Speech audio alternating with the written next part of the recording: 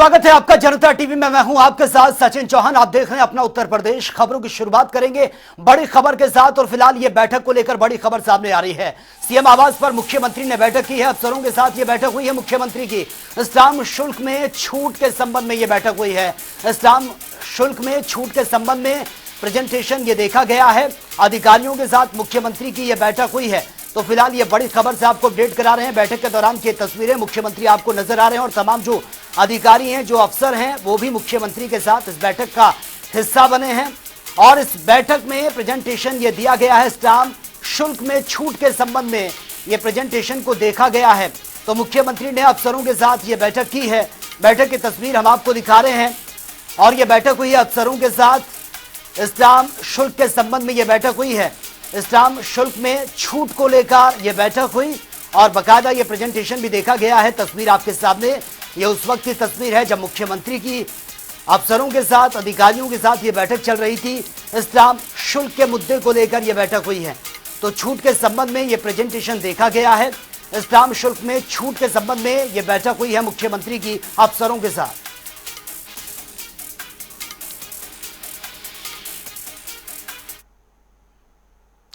तो चलिए आगे बढ़ते हैं इस वक्त एक और बड़ी खबर के साथ। और ये दूसरी बड़ी खबर अयोध्या से सामने आ रही है। अयोध्या के 2 दिवसीय दौरे पर मुख्यमंत्री योगी आदित्यनाथ हनुमानगढ़ी के बाद रामलला के दर्शन भी करेंगे। सर्किट हाउस में विकास कार्यों की समीक्षा बैठक की जाएगी। विकास कार्यों का भी निरीक्षण करेंगे मुख्यमंत्री योगी आदित्यनाथ। सरयू अतिथि गृह में रात्रि विश्राम का कार्यक्रम है और 7 अगस्त को कई कार्यक्रम है जिसमें मुख्यमंत्री योगी आदित्यनाथ शिरकत करेंगे। तो ये तस्वीर आपके सामने, 2 दिवसीय अयोध्या का दौरा मुख्यमंत्री योगी आदित्यनाथ का, ये तस्वीर आपके सामने। और खबर यही है कि हनुमानगढ़ी के बाद रामलला के दर्शन भी करेंगे। हनुमानगढ़ी की तस्वीर आपने देखी और उसके बाद खबर यह भी है कि रामलला के दर्शन भी करेंगे। राम मंदिर वो जाएंगे और तमाम विकास कार्य जिनका निरीक्षण किया जाएगा। और इसी के साथ सरयू अतिथि गृह में रात्रि विश्राम का कार्यक्रम मुख्यमंत्री योगी आदित्यनाथ का रखा गया है। तो अयोध्या के दौरे पर मुख्यमंत्री योगी आदित्यनाथ यहां पर पहुंचेंगे। हनुमानगढ़ी के दर्शन के बाद रामलला के दर्शन और रात्रि विश्राम का कार्यक्रम भी उनका रखा गया है। और ये तस्वीरें हम आपको दिखा रहे हैं।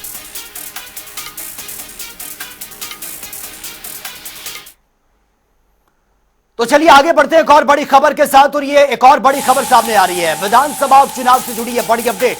सीएम ने संभाली है अयोध्या सीट जिताने की कमान। बीजेपी कोर कमेटी के 4 सदस्यों को बड़ी जिम्मेदारी ये दी गई है।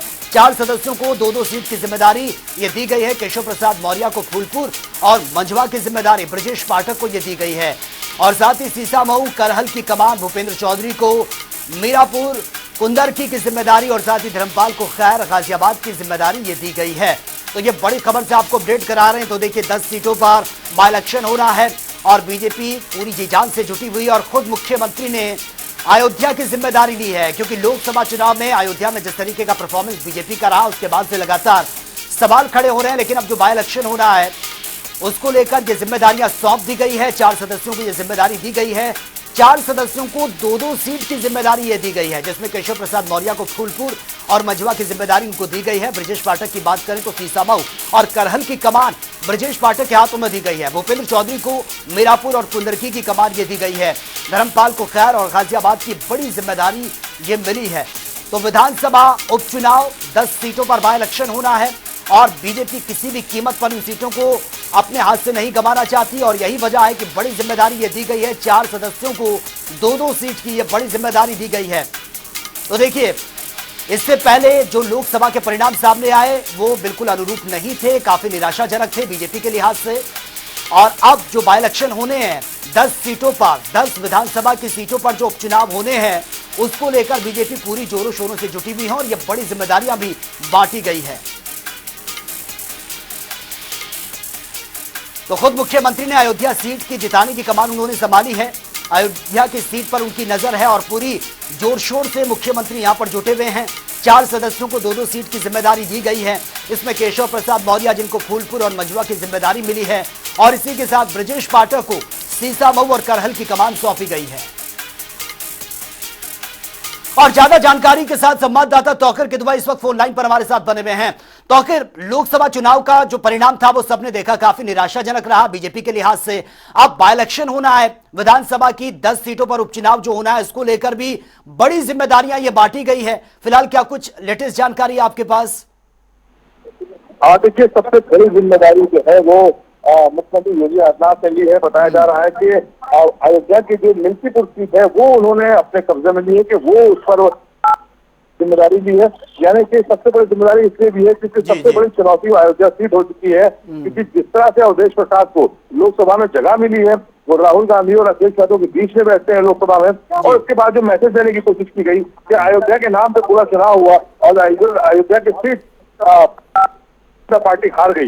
इसका खामियाजा भारतीय जनता पार्टी को लंबे समय तक भुगतना पड़ सकता है अगर वहां पर दोबारा इस खानापूर्ति नहीं की गई और जो गैप हुआ है इसको फिलअप नहीं किया गया।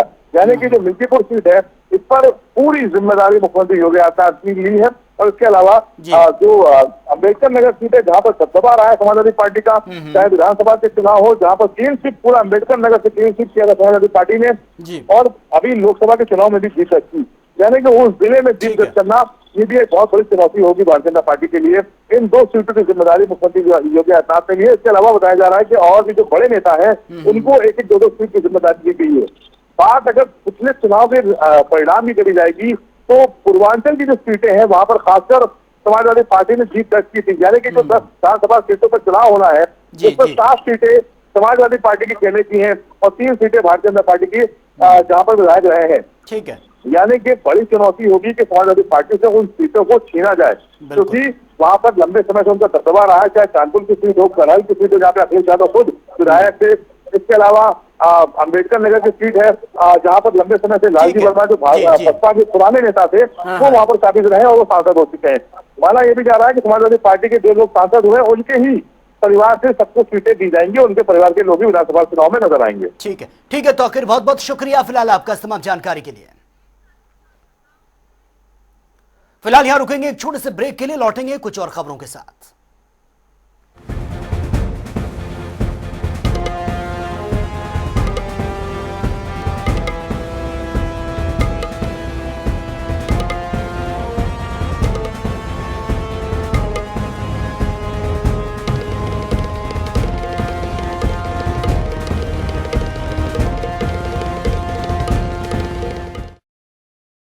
हम हरियाणवी अब पंचायतों में 50% महिलाओं को चुनते हैं। हमारा हरियाणा नॉन स्टॉप हरियाणा।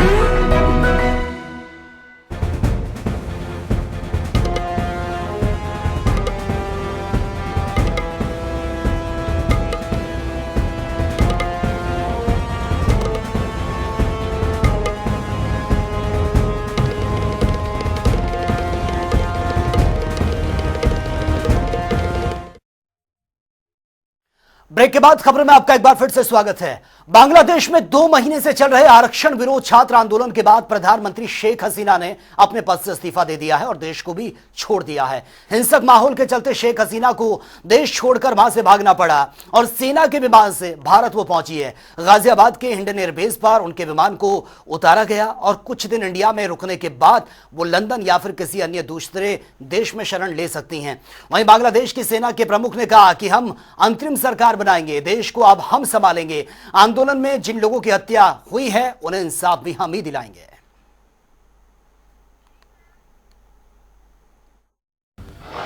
बांग्लादेश में भड़की हिंसा हुई बेकाबू। बांग्लादेश की पीएम ने दिया पद से इस्तीफा। प्रधानमंत्री शेख हसीना ने अपने पद को छोड़ा। बहन के साथ शेख हसीना ने बांग्लादेश छोड़ा। प्रदर्शनकारियों ने पीएम आवास पर किया कब्जा। बांग्लादेश में अंतरिम सरकार का होगा गठन। बांग्लादेश के आर्मी चीफ ने की प्रेस कॉन्फ्रेंस। शांति बहाली के लिए प्रयास कर रहे। आर्मी चीफ ने कहा नई अंतरिम सरकार का गठन होगा। आर्मी चीफ ने नागरिकों से हिंसा न करने की अपील की। आंदोलनकारी छात्रों की मांगे मानने को तैयार आर्मी। बांग्लादेश में हिंसा में अब तक 300 से ज्यादा मौतें हुई।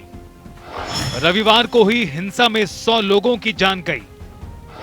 ढाका समेत कई शहरों में हिंसक प्रदर्शन।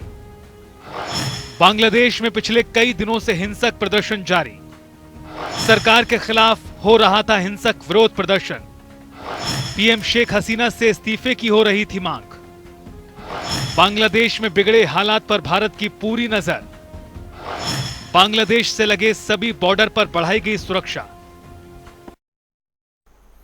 चलिए खबरों में आगे बढ़ते हैं। वाराणसी के काशी विश्वनाथ मंदिर के पास एक बड़ा हादसा हुआ है। यहां 2 पुराने मकान अचानक से गिर गए हैं, जिसके अंदर कम से कम 9 लोग फंसे हुए हैं। इस हादसे में 8 लोगों को तो बचा लिया गया, लेकिन एक महिला की मौत की खबर है। इस हादसे में एक महिला कांस्टेबल भी घायल बताई जा रही है। वाराणसी डिवीजन के कमिश्नर कौशल राज शर्मा ने बताया कि रेस्क्यू ऑपरेशन लगभग कंप्लीट हो चुका है। अब मलबा हटाने का काम यहां पर चलेगा और इसके बाद बिजली और पानी की सप्लाई रिस्टोर यहां पर करवाई जाएगी। और उनके मुताबिक मकान करीब 70 से 80 साल पुराना बताया जा रहा है। दीवारें एक दूसरे से जुड़ी हुई थी, लेकिन इनके ऊपर वाले फ्लोर गिरे हैं और उनमें मौजूद लोग वहां पर फंसे हुए थे।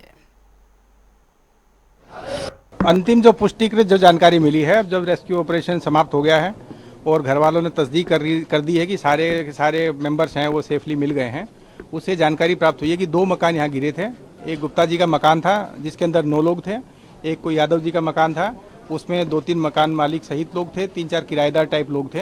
ये दोनों मकान गिरने से यादव जी वाले मकान के सारे लोग तो आराम से निकल गए थे। जो दूसरा गुप्ता जी वाला मकान था उसमें 2 लोग सुरक्षित निकले स्वयं और 7 लोगों को रेस्क्यू किया गया। तो हमने अपने अनुभव और अपने तकनीक के सहारे बहुत ही कम समय में जो यहाँ पर 8 विक्टिम्स थे उनको यहाँ पर हमने रिट्रीव किया है और आपके सामने है कि सभी लोगों को यहाँ अस्पताल रेफर कर दिया है। कोई कैजुअलिटी सर? कैजुअलिटी के बारे में शायद आपको जिला प्रशासन बताएगा, क्योंकि हम यहाँ आपके सामने ऑपरेशन में ही बिजी थे। तो जो भी यहाँ पे निकले थे फंसे हुए लोग, उनको तुरंत ही रवाना किया गया है। देखिए, यह रेस्क्यू ऑपरेशन लगभग अब अपनी समाप्ति की तरफ है। परिवार के टोटल यहाँ पर 9 सदस्य इसमें ट्रैप हुए थे, जिसमें से सभी 9 सदस्यों को यहाँ से निकाल लिया गया है। सभी को हॉस्पिटल, यहाँ का कबीर चौरा जो डिस्ट्रिक्ट हॉस्पिटल है, वहाँ पर इलाज के लिए भेजा गया है, जहाँ उनका बेहतर इलाज कराया जा रहा है। एक महिला कांस्टेबल इसमें इंजर्ड हुई थी जो यहाँ पर ड्यूटी पर थी, उसको BHU ट्रॉमा सेंटर भेजा गया है, जहाँ पर डॉक्टरों ने उसकी हालत खतरे से बाहर बताई है। चलिए आगे बढ़ते हैं। बड़ी खबर से आपको अपडेट करवा देते हैं। अलीगढ़ से यह बड़ी खबर है। MP सतीश गौतम के खिलाफ कार्रवाई की मांग को लेकर यह बड़ी अपडेट सामने आ रही है। इस वक्त की ये बड़ी खबर, सपा समेत 2 संगठनों ने बाकायदा ज्ञापन सौंपा है और MP सतीश गौतम के खिलाफ कार्रवाई की मांग ये की गई है। तो ये बड़ी अपडेट आपसे शेयर कर रहे हैं। बीते दिनों लोकसभा में जिस तरह की टिप्पणी थी, उसी को लेकर ये ज्ञापन सौंपे गए हैं। MU के जैन मेडिकल कॉलेज पर भी यह टिप्पणी की गई थी। सतीश गौतम से इस्तीफे की लगातार मांग की जा रही थी और अब ये बड़ी कार्रवाई की मांग की जा रही है। तो अलीगढ़ से ये बड़ी अपडेट, MP सतीश गौतम के खिलाफ कार्रवाई की मांग ये की जा रही है। सपा समेत 2 संगठन जिन्होंने बाकायदा ये ज्ञापन सौंपा है और कार्रवाई की लगातार ये मांग की जा रही है। राष्ट्रपति को संबोधित ये ज्ञापन सौंपा गया।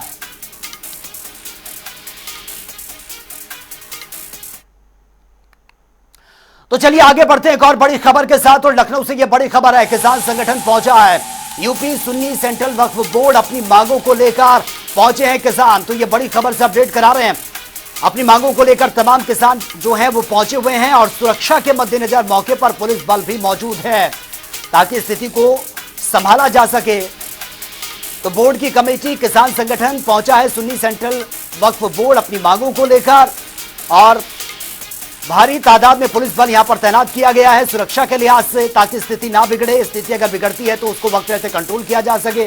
बोर्ड की कमेटी नंबर 4 में भारी भ्रष्टाचार जो हुआ है, इसी को लेकर नाराजगी ये देखने को मिल रही है।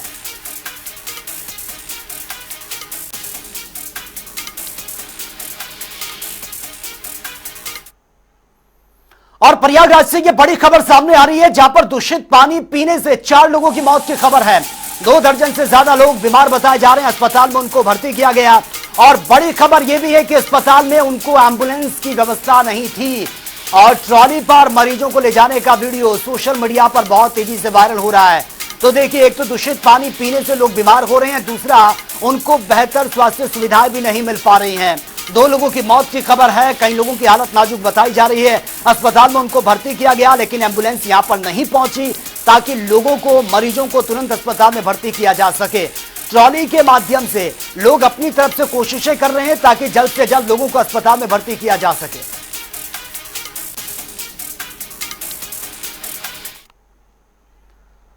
और देवरिया से यह बड़ी खबर सामने आ रही है। देवरिया के महरौना गांव से जुड़ी यह बड़ी अपडेट। 80 छात्र फूड पॉइजनिंग के शिकार हुए हैं। छात्रों की तबीयत अचानक से बिगड़ गई, अस्पताल में उनको एडमिट किया गया है।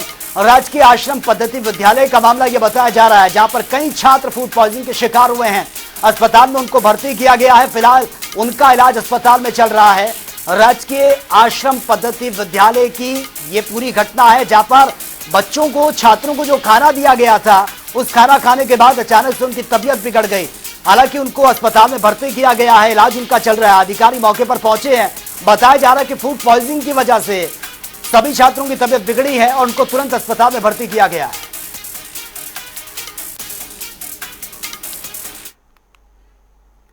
तो चलिए आगे बढ़ते हैं एक और बड़ी खबर के साथ। बुलंदशहर से यह बड़ी खबर है। स्वास्थ्य विभाग की बड़ी लापरवाही देखने को मिली है। फ्रीजर में दवा रखने की बजाय यहां पर बियर रखी गई थी जमकर। अब यह वीडियो में सोशल मीडिया पर वायरल हो रहा है।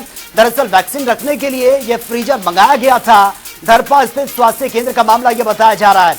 तो वैक्सीन रखने के लिए जो फ्रीजर मंगाया गया था, उसमें बियर रखी गई है। आप अंदाजा लगा सकते हैं लापरवाही का। तो ये तस्वीरें आपके सामने है। आप देखिए, जो फ्रीजर है इसमें वैक्सीन की जगह आपको बियर नजर आ रही है। इस वैक्सीन इसमें होनी चाहिए थी इस फ्रीजर में, लेकिन यहां पर बियर रखी गई है। बड़ी लापरवाही, और अब इसके खिलाफ एक्शन लेने की बात भी सामने आ रही है।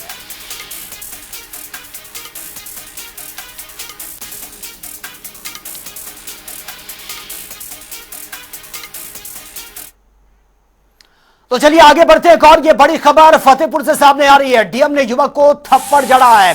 धक्का लगे जाने पर यह थप्पड़ मारा गया। वीडियो सोशल मीडिया पर वायरल हो रहा है। डीएमसी इंदुमती ने एसडीएम को बकायदा निर्देश भी दे दिए हैं। एसडीएम को कार्रवाई करने के निर्देश दिए गए हैं। थप्पड़ कांड का यह पूरा मामला, इसका वीडियो भी सामने आया है। बताया जा रहा है कि पहले धक्का मुक्की हुई और उसके बाद यह थप्पड़ जड़ा गया है। तो एसडीएम को कार्रवाई करने के निर्देश दे दिए गए हैं और डीएम ने युवक को यह थप्पड़ जड़ा है। बताया जा रहा है इसके पीछे कि पहले धक्का लगा, धक्का लग जाने पर यह थप्पड़ युवक को मारा गया है। वीडियो सोशल मीडिया पर अब बहुत तेजी से वायरल भी हो रहा है।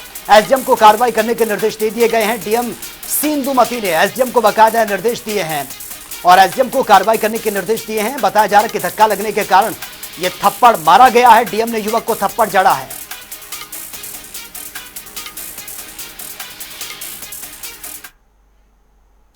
चलिए खबरों में आगे बढ़ लेते हैं। बात कर लेते हैं तमाम खबरों की ताबड़तोड़ अंदाज में। आगरा में मीटर में लगी है भीषण आग, मची अफरा तफरी। तेल मिल बिजली मीटर से आग लगने से फैली है यह। रायबरेली में संदिग्ध परिस्थितियों में पटाखा गोदाम में विस्फोट हुआ। विस्फोट में एक बालक पर घटनास्थल पर मौत की खबर है। पुलिस व प्रशासन की टीम मौके पर मौजूद है। आगरा में भारी बारिश के चलते नदियों का जलस्तर बढ़ा। प्रशासन ने अधिकारियों और पुलिस को किया पूरी तरह से अलर्ट। महोबा में 2 लोगों ने फांसी लगाकर आत्महत्या कर ली है। युवक ने लंबी बीमारी के चलते लगाई खुदकुशी कर ली है। मानसिक रूप से परेशान बताया जा रहा था। गोरखपुर में एबीवीपी के कार्यकर्ताओं ने किया प्रदर्शन। सीएमओ पर भ्रष्टाचार का आरोप लगा दिया। कार्यालय के बाहर जमकर नारेबाजी की है। मथुरा में पुलिस पर लगा भद्रता का आरोप। पत्रकारों संघ की धक्का मुक्की। शराब के नशे में था चौकी इंचार्ज। मुजफ्फरनगर में महिला क्लब ने मनाया हरियाली तीज का यह उत्सव। सांसद पत्नी समेत कई लोग मौके पर मौजूद। फर्रुखाबाद में करंट लगने से कांवड़िए की मौत की खबर। गंभीर हालत में अस्पताल में भर्ती करवाना पड़ा, इलाज के दौरान मौत। आगरा में बीजेपी मंडल अध्यक्ष पर केस दर्ज। बीजेपी नेत्री के घर में घुसकर छेड़छाड़ का। रायबरेली में दबंगों ने धारदार हथियार से किया जानलेवा हमला। 2 लोग गंभीर रूप से घायल, जिला अस्पताल में इलाज जारी। लखनऊ में कोर्ट परिसर में देसी असले के साथ एक युवक गिरफ्तार। सोशल मीडिया पर वीडियो वायरल। मामले की जांच में जुटी है पुलिस।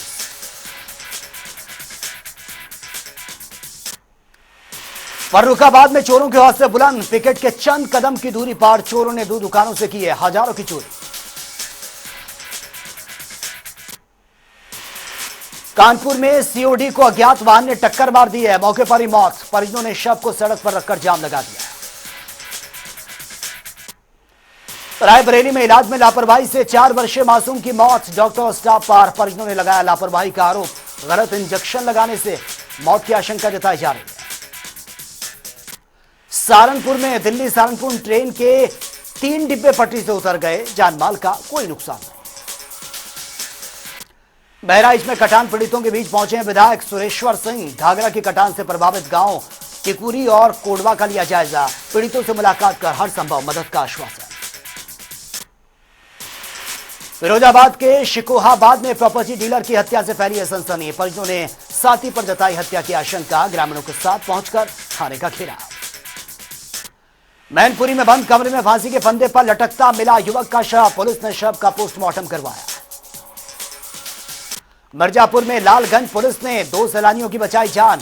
आजमगढ़ जिले से वाटरफॉल पर पिकनिक मनाने आए थे सैलानी, नहाने के दौरान फिसलकर 250 फीट गहरी खाई में गिरे। नोएडा में मंदिरों में उमड़ी है शिव भक्तों की भीड़, भगवान शंकर का किया गया जलाभिषेक, हर हर महादेव के लगाए गए जयकारे। शराबस्ती में सावन के तीसरे सोमवार पर पांडवकालीन मंदिर में लगा भक्तों का तांता, बम बम के नारों से गूंजा शिवालय, भक्तों ने किया भोले बाबा का जलाभिषेक। बहराइच में सावन के तीसरे सोमवार पर मंदिरों में लगा भक्तों का तांता, हर हर महादेव के जयकारों से गूंजे हैं मंदिर, भगवान शिव का किया गया जलाभिषेक। कानपुर में गंगा में छलांग लगा रहे हैं युवक की पुलिस कर्मी ने बचाई जान, पारिवारिक विवाद के चलते आत्महत्या करने के लिए पहुंचा था युवक। लखनऊ में बिट्ठूर से वापस आते हुए कांवड़ियों ने रत्नेश्वर महादेव में किया भगवान भोले के दर्शन, जलाभिषेक कर लिया, बाबा का आशीर्वाद।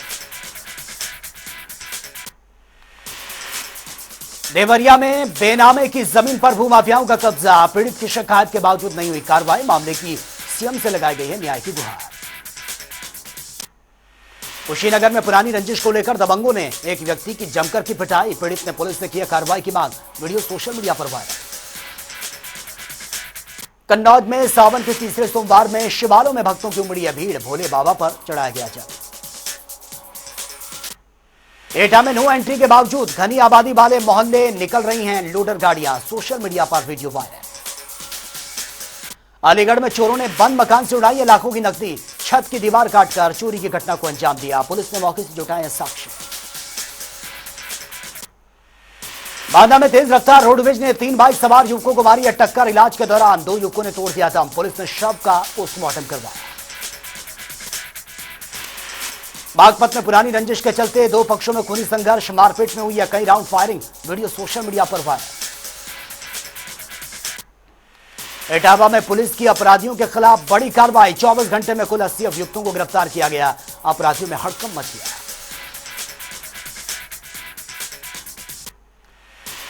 फिरोजाबाद में पटीकरा नहर में कांवड़ियों ने लगाई छलांग, गोताखोरों की मदद से तलाश जारी है।